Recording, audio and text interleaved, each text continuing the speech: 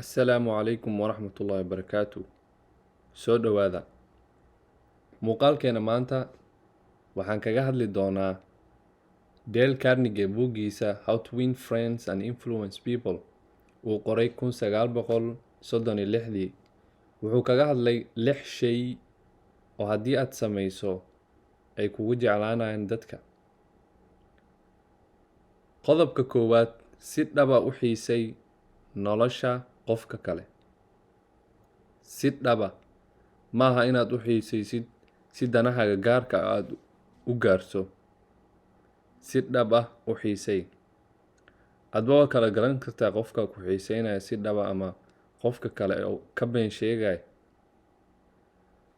Dabcan wuu ku jeclaanaya qofka aad xiisaynayso si zaid ah. Qodobka labaad, dhoola caddaynta.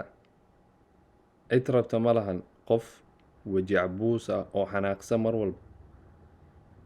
Dhoola caddaynta waxay soo jiidanaysaa qofka kale. Qodobka saddexaad, ugu yeer qofka magaciisa dhabta ah.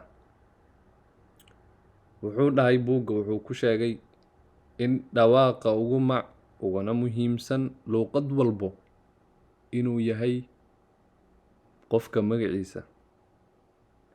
Tusaale, qof aad shalay kulanteen oo isbarateen, maalinta xigta markaad is aragtaan oo magaciisa ugu yeertid, dabcan wuxuu dhahayaa qofkan wuu idanaynayaa, wuuna dareemayaa.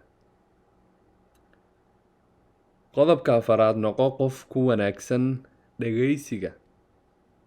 Ha noqonin maqanaha jooga. Qofku markuu kula hadlaayo mowduucu ka hadlaayo su'aal ka weydii, si toosa u dhageyso, hana u dhageysanin si aad wax u dhahdid. Qodobka shanaad, ka hadal waxay jecel yihiin dadka.